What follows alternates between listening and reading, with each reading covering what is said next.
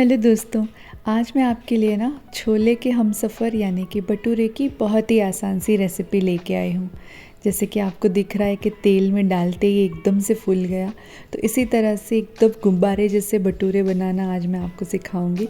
तो दोस्तों वीडियो को एंड तक ज़रूर देखिएगा। इसे हम सर्व करते हैं पंजाबी छोलों के साथ, तो उसकी रेसिपी में मैं ऑलरेडी अपने चैनल पे अपलोड कर चुकी हूँ, तो वो भी एक बार ज़रूर से चेक कर लीजिएगा। तो चलिए ज़्यादा टाइम वेस्ट नहीं करते हुए शुरू करते हैं इन गुब्बारों जैसे भटूरे बनाने को। तो इस बढ़िया सी रेसिपी इतने फूले फूले भटूरे बनाने के लिए यहाँ पे मैंने 1 कप मैदा लिया है, उसमें 2 चम्मच मैंने सूजी डाल दी है। साथ ही हम उसमें डाल देंगे थोड़ा सा नमक स्वाद के अनुसार, और इसके साथ ही इसमें डलेगा आधा चम्मच बेकिंग सोडा और 1/4 चम्मच जितना इसमें डलेगा बेकिंग पाउडर। अब थोड़ा सा इसमें हमें ना 1/4 चम्मच जितना ही शुगर डाल देना है हमें, और बस अब इन चीज़ों को अच्छे से हम मिक्स कर लेंगे। लेकिन उससे पहले हम इसमें 2 चम्मच दही भी डाल रहे हैं।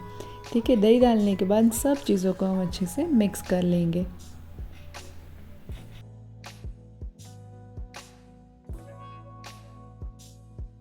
और उसके बाद हम क्या करेंगे, थोड़ा थोड़ा पानी डालते हुए आटा गूंथना है हमें।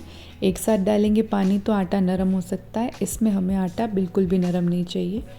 तो थोड़ा थोड़ा पानी डालते जाएंगे और आटा गूंथते जाएंगे। और अब एकदम स्टिफ सा हमारा डो देखिए रेडी है। डो काफ़ी लचीला है लेकिन नरम बिल्कुल नहीं है। तब इसे मसलिन क्लॉथ से हम 20 मिनट से लेके आधा घंटा तक भी अगर आप रखेंगे ना तो बहुत बढ़िया है। तो यहाँ पे मैंने 20 मिनट इसे रेस्ट दिया था। अब इसमें से मैं एक लोया ले रही हूँ, अच्छे से उसे थोड़ा सा नीट कर लेंगे एक बार, और फिर उसे सूखे आटे से कोट करके हम बेलेंगे। तो भटूरा बेलते समय आप कोई भी शेप दे सकते हैं, आप ओवल शेप में इसे बना सकते हैं या फिर राउंड भी इसे बना सकते हैं। तो मैं यहाँ पे इसे ओवल शेप में बना रही हूँ।